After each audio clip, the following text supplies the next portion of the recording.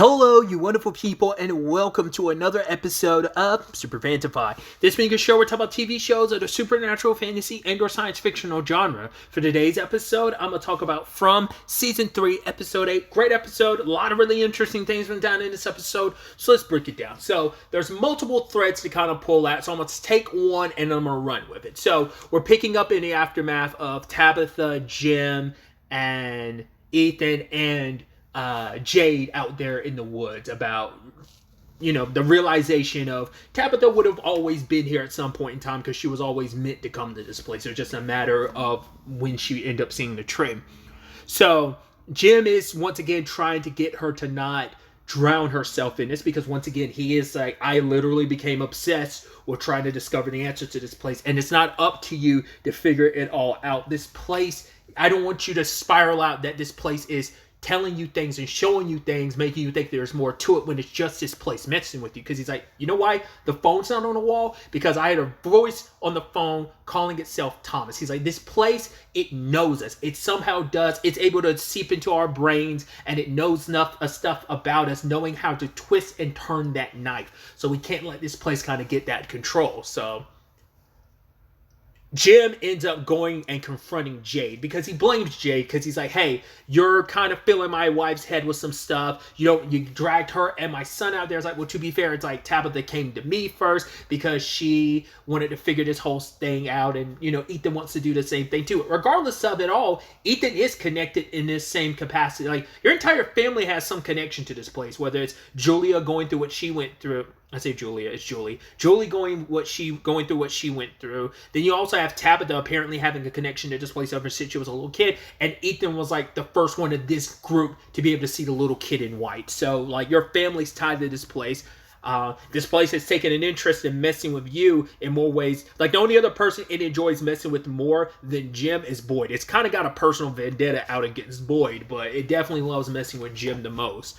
But yeah, Jade was kind of like, right, the fact of the matter is your wife came to me. I get it. Like, whatever beef you have, you need to talk to Tabitha about that, not me. But it's just like, right, he's like, I get it. You're a selfish, narcissistic prick. And he's like, all you want to do is look out for yourself. That's all you care about. It's just proving that you're the smartest. He's like, me, I have a family to kind of take care of. But it's like, yeah, but still, your wife came to me. And Jade also makes the point of, who cares if I'm the smartest prick? Like, who cares if I'm doing all this just to get people's attention, just so that people could think that I'm smart? I mean, he literally just had a conversation with Henry where he's like, there've been plenty of smarter people who've tried to crack the code of this place. And Jade's like, I'm smarter. But for Jade, it's like, he brings up a good point. Who gives a shit if I'm being a narcissistic asshole who thinks he's going to find the answer to this because I think I'm smarter than everyone else? As long as it gets us home, who gives a fuck? And it's like, and for Jade, it's like, right, I'm done with this conversation.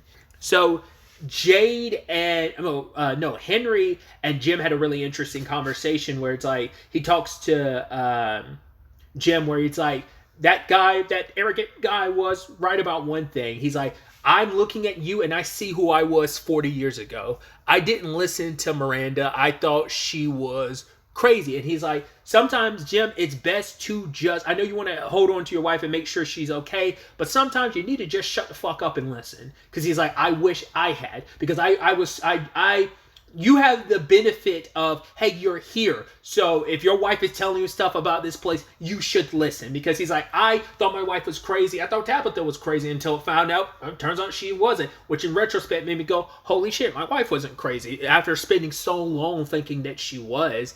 And for him, it's like, he's like, I get it. He's like, I know why you're doing what you're doing. You're saying you're doing this for your family. But he's like, at the end of the day, you're scared and you're holding on so tight because you're doing it for yourself because it is a thing of you're scared about what's going to happen to your family, and it's easier to try and control and kind of like grab onto them. And Jim talks about the fact is he doesn't mess with alcohol because he's like, yeah, my dad was a drunk. And then Henry's like, yeah, mine too. But for Jim, it's like when Julie was born, he was like, I went over to the nearest bar, poured a drink, had a tall glass of a drink, but I never drunk it. I just stared at it. And I promised that I would be a better father and I would be a better husband.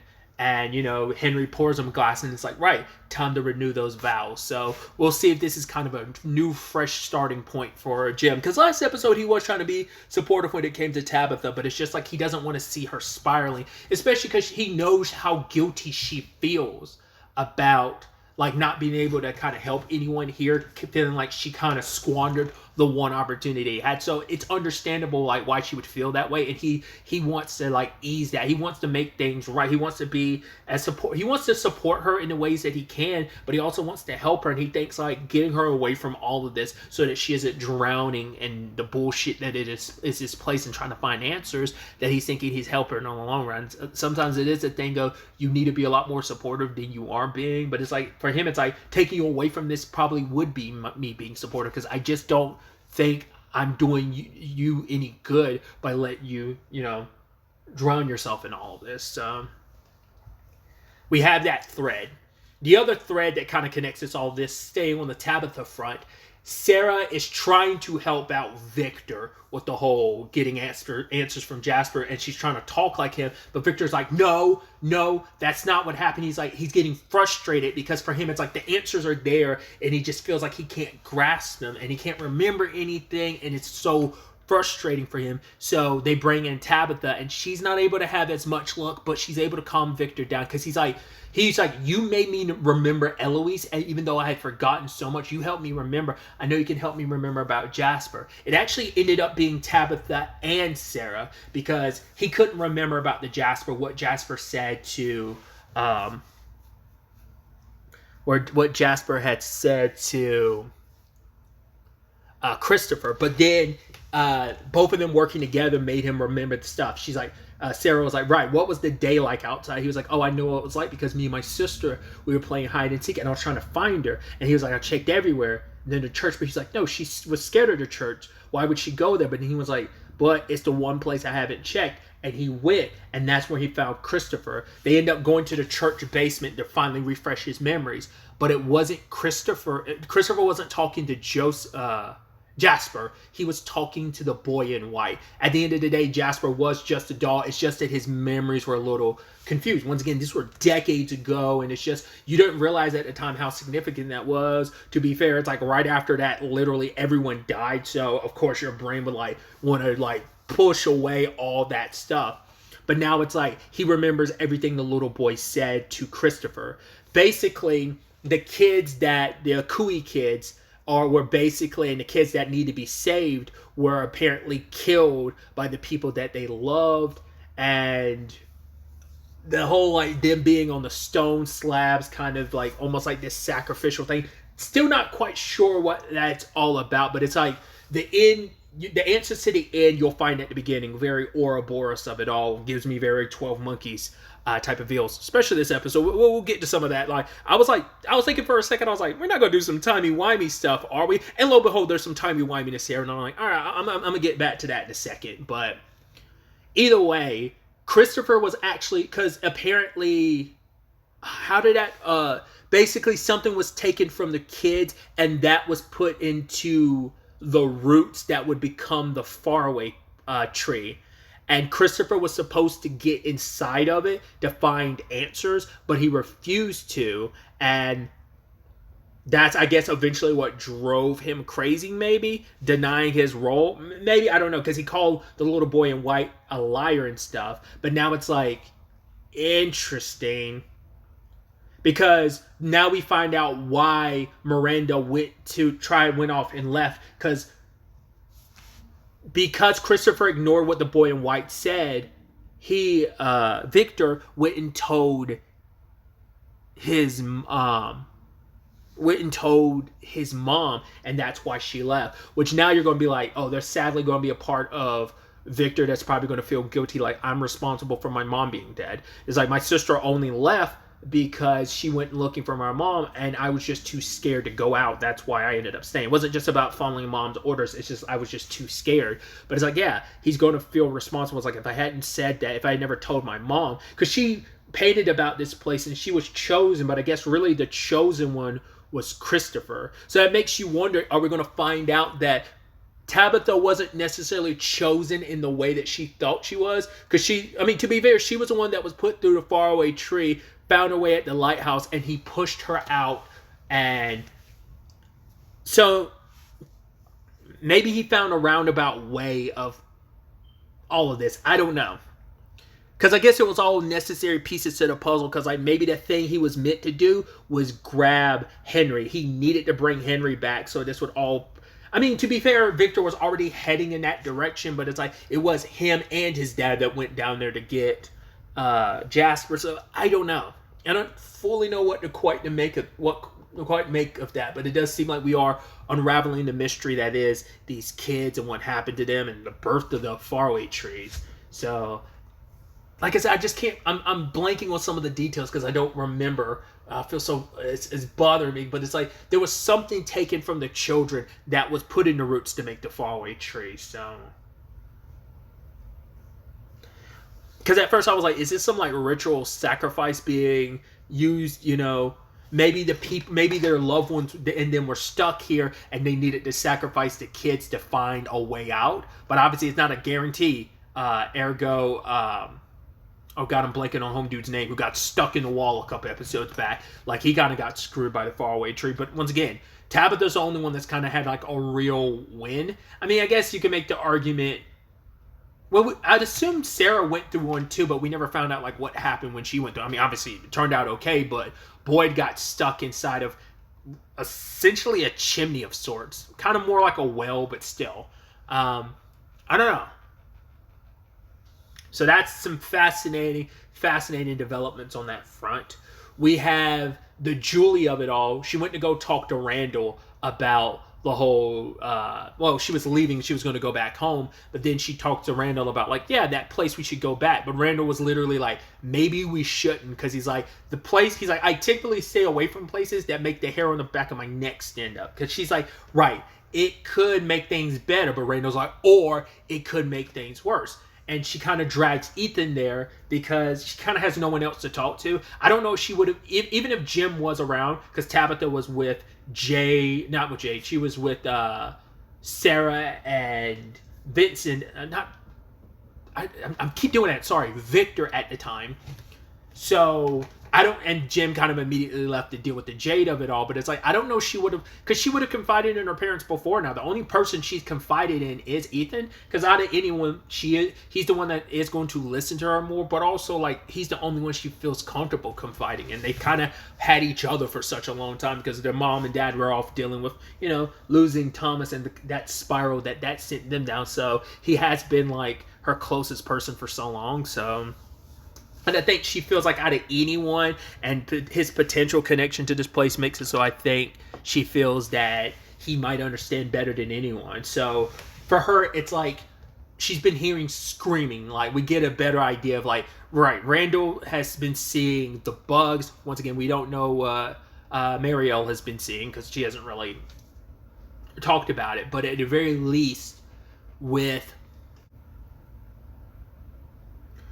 Julie, she's hearing this screaming, and this place is the only place that quieted it down. So she talks to her brothers, like, right, about the stories you always talk about, what would the person typically do in this situation? And her brother says, like, you're at a threshold, and it's scary, but you kind of have to walk through. And so they hold hands. I was like, and the worst possible thing that happens.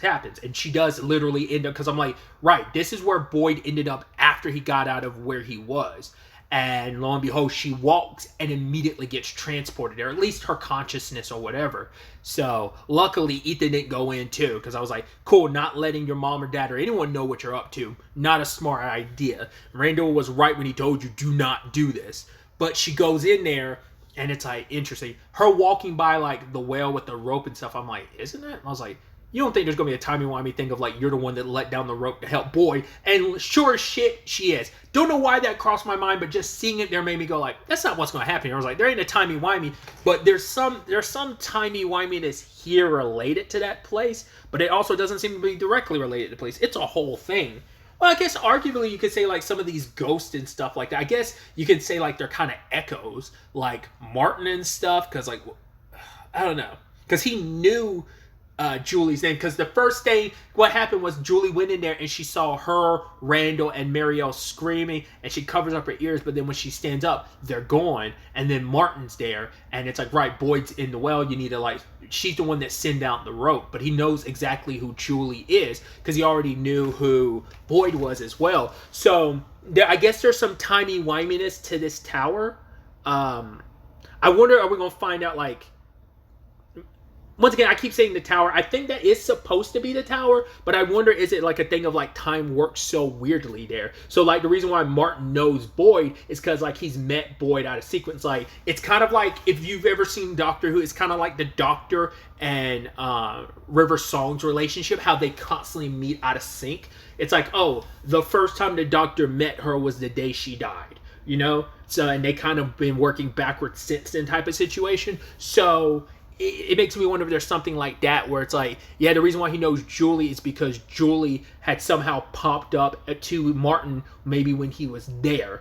Like, we don't know what time frame Martin is from, but maybe he met a future, like, not, maybe it's like Boyd and Julie from this season meet him at some point in the past. And so when he talks to Boyd, he knows exactly who Boyd is because they already met type of thing. He's also the one that gave Boyd's, obviously, the worms. So I'm like, I just don't know. All he was saying was telling Julie's like, this place isn't safe. But then she goes, takes a few steps. And she tries to open the door and leave, but then she finds herself underground where the monsters sleep, and she hearing Victor and her mom, and she goes chasing afterwards. But she hears the kids screaming. And I don't think it was just the kids as their ghost forms. I think these are the kids back when they were being sacrificed. I think Julie time traveled there. Like, it's just your constant, like, I think time is happening all at once in that place. And it could, like, I think you're not fully time traveling. I think maybe your consciousness is to some extent. So, I don't know. Luckily, Kenny, Acosta, and Ethan were able to grab her and pull her out. And she turned out okay. But that's going to need some explaining. You cannot walk away and not tell anyone about that. So you have to talk about that. So we have that angle to things. Then there's also where the episode actually started with Boyd. Boyd, Fatima, and Ellis. That whole storyline. So Boyd takes her out there in the woods and kind of hides her out, which I kind of figured he would, because he kind of did the same thing to Sarah, which that is a massive plot point in this episode. It's like, right, it worked out with Sarah before, just we got to get our story straight. Like, what are we going to do? Because it's like, they don't want to tell the town about Fatima right now because it is a thing of they wouldn't really be listening right now. You know, and there's more validity to that later on. So it's like, right, you know, Fatima has to stay here because she wants to, like, confess to what she did. She's like, I just got consumed by some anger. She's like, I saw what I was doing, but it's like I could do nothing to stop it. It was almost like, I think, being like a passenger in her own body. And Boyd wants to protect because, like, at the end of the day, you are family, and, you know, but it's like, is that really true, or is this just you trying your best to protect this town, and this is you thinking it would be the best because you have a bias because Fatima is important to you because she's important to your son. So it's like, right, don't tell anyone what happened. Someone had to discover the body on their own, and that turns into a whole thing. Acosta and Kenny are sent to interrogate people, find out what's what. But Donna brings up the great point of, hey, so you need to go talk to Sarah. He's like, no, Sarah didn't do it because, well, he knows Fatima did it. But Donna brings up the point of people are on edge enough that it will not matter at the end of the day. Even if Sarah did it or didn't do it, wouldn't matter because people are going to assume, and you're going to have pitchforks and torches in hand, which I was kind of almost like, well, it's fine. Sarah has an alibi. She was literally with Victor. Or, I mean, they don't know the precise time of murder, but still the thing of, right, she was with Victor at the time doing the whole thing. My concern later on was, holy shit, I hope nothing happens to Tabitha and Victor to the point that they disappear, and once they disappear, there goes Sarah's alibi. That's what I was most concerned about. Still could potentially happen because they are her only alibi, but it also goes back to Donna's point. It doesn't matter. You are the person here who has the reputation for killing people. To be fair, Randall kind of went crazy and literally had Donna tied to a tree, so, you know, that's not getting used against him, but you know, once again, Sarah did technically kill 2 people. She killed Kenny's dad and his and also her own brother, which like people at Colony House throw that out there, and some guy jumps down Kenny's throat being like, yeah, like, how, didn't she kill your dad? How can you defend, like, why the fuck are you defending her? It's like, if he's doing that, maybe you should listen, like throwing his trauma in his face. If he's willing to kind of give Sarah the benefit of the doubt, then you should at least kind of like be willing to do the same. But it's like, once again, people are on edge and stuff like that. So Acosta's like, yo, you didn't think that was important information. It's like, there's extenuating circumstances. This place got into Sarah's head. It's like, she's coming at this from a regular cop perspective. There's nothing age-old or regular about this place. So the normal handbook doesn't work here. So, but ultimately, Ellis and Boyd have their disagreements because Ellis wants to go out there in the woods and live with Fatima. That way it's all going to be kosher. But it's like, no, I don't want you out there because first and foremost, I love Fatima. I care about her, but she's not in her right mind. Whatever's going on with her, she could snap and kill you. But Ellis is like, she wouldn't do that. It's like, we never would have thought she'd kill Tilly, who was doing nothing but supporting her. But it's still the thing of, it happened. So even Fatima recognizes like she can't control herself. She's willing to turn herself in, but it's like, Boyd knows now's not the right time. So Donna comes in because she had told Boyd early on, like, yo, we have to sit down and talk to Sarah, you know, to kind of get her alibi. But Boyd tells her the truth. It was Fatima, and with everything going on, and Donna's like, right, you have to tell everyone. It's like, no, it'll be fine. He's like, the Sarah situation, she's like, this is not the Sarah situation. You know why? She's like, people didn't understand the Sarah situation. They accepted it. They were just like, whatever. Boyd tells us that this is what it is, then it is what it is, because you were the person they trusted. They've lost faith in you now. They don't believe in you anymore. And I'm sure Donna's also coming from that perspective of, she recognizes that because she's a leader herself trying to do what's best, and maybe there's a part of her that has also lost a little faith in Boyd. And so it's like, you know, she was also speaking from her experience, but it's also like a, hey, I'm a leader and I recognize this stuff. But, you know, both things can be true. In the sense of like, right, she could just know as a leader when people lose faith in you, she can just see that. But it, like I said, it could also just be applicable that she has herself lost faith in Boyd a little. So it's like, right, you tell Fatima, you tell them the truth, or I will be the one to do it. And she's kind of giving Boyd an ultimatum, and it's like, nothing he say is going to sway anyone, because everyone will always recognize it as, you have a bias because Fatima is your son's like partner. So it's like, you're going to be a little biased. It's like, if it was any one of us, would you give us that leeway? To be fair, he did with Sarah, and Sarah hasn't done anything bad. In fact, she's done a lot more good in the long run. It's like, sadly, you know, as Donna puts it, it's either something really is growing inside of Fatima making her do this, or this place finally broke her mind, and that's what's happening. So ultimately, Boyd decides he's going to co-sign Ellis doing what he's doing. Now, I don't know if the plan was, okay, I'm gonna send you out there, you guys stay away from any of the encampment or whatever, like you have your little tent and you be off on your own while I try to smooth things over with the town explaining things, because he knows, he's like, if I don't do this, Donna will tell them, so it's better it come from me. You know, but it's still going to be the thing of, how long have you known? Were you about to cover this up? As Donna brought up too, if people find out you were lying about this, it's game over. And it's like, well, that is going to be the thing of, you did lie about it for a while. You knew ahead of time and you didn't tell anyone. I think it's going to put, it's probably going to end with a situation where Acosta will probably end up taking over. It's like, right, you're failing these people. I'm going to do what's necessary. I mean, to be fair, it's not like she's on the best foot with everyone either, considering she's responsible for killing Nikki. So it's like, you know, so we'll see if that would be even applicable in this regard. But yeah, it's definitely, Boyd's definitely losing his sway with this town. So, and then finally we have the whole Elgin of it all.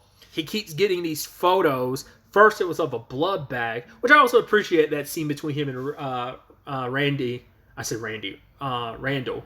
Did I call him Randy before? I hope I called him Randall before. Or whatever the case may be. I'm spitfiring too much and kind of forgetting stuff sometimes. Sorry. But he was like, yeah, Randall was like, yeah, sorry I didn't believe you. I'm giving you so much shit when we first got here. He's like, yeah, we should have turned around. It's like, to be fair, it's like, it was already too late. There was no turning around by that point. He's also, yeah, sorry about throwing up on your shirt. But he got a blood bag, and I was like, what the fuck are you doing with that? And I was like, is this related to Fatima? And then we see later on the photo that gets taken as he's draining his blood is of the cabin, which, interestingly enough, I think literally the next scene, Fatima sees the woman in the kimono. So you're like, oh, I was like, okay. So I was like, okay, so my immediate thought was, is it trying to keep her satiated? Because I was like, well, we saw she was drinking Nikki's blood, like sticking her hand in her wound, kind of eating. So I don't know what this is supposed to do, but Elgin shows up. He didn't do anything with the blood. He just like, hey, and when we cut back to it when Boyd and Ellis got there, which that's probably going to be even more of an issue when it's like, shit, Fatima's out there, and now the town knows about Fatima, and I'm going to look even more effed up because it's like, oh, you don't even know where she is. This is your fault. It's going to be a much bigger issue. Rightfully so from the outside perspective, but, you know, we're willing to cut, you know, Boyd a little more slack. But either way, Elgin takes her to that underground area, and he's like convincing her like, oh, this is where Ellis is. He's lying to her. It's like, once again, it's giving Sarah energy. So it's like, well, we know this ghost has been appearing to him. It's like, help me and I'll be able to help you and everyone. And it's like the same thing was happening with Sarah. She was being told if she did this, if she killed Ethan, then people could leave. So either way, he's like, he says that this is about her baby, but it's not her baby. So I'm wondering, like, is it a timey-wimey thing where, like, the reason why the baby doesn't exist in her, could it be that the reason why the baby doesn't appear because the baby's slipping in, doing some time slipping, like, kind of like Julie was this episode? So maybe it's only in specific areas in the town. Like, maybe that's like a sensitive ley line spot, just like the tower, those ruins, like those are specific spots where time gets a little timey-wimey, and maybe that's why, like, the baby comes back into form here, but normally it outside of that bunker or whatever it isn't. It doesn't technically exist. Because he says it's not Fatima's baby. So I'm like, is it the woman in the kimono's baby? Does this have to do with the children that were killed as well? Like, maybe there's, like, once again, what's the blood about then? Is that supposed to be to help Fatima from not dying from losing so much blood from the pregnancy? Is it going to be a rapid pregnancy where it's like, yeah, like, you're going to rapidly get to the point that the baby's ready to come out of you and needs to be birthed in this time? I don't know what to fully make of that. We've got 2 episodes left. I'm so curious where the hell episode 9 is going to take us with all of this. We'll ultimately have to wait and see, but that's as much as I can kind of theorize about what the fuck this whole baby situation is. But really, that's all I wanted to talk about. Till the next time we meet, be happy, be safe, live life to the fullest, and enjoy it. Good day and goodbye.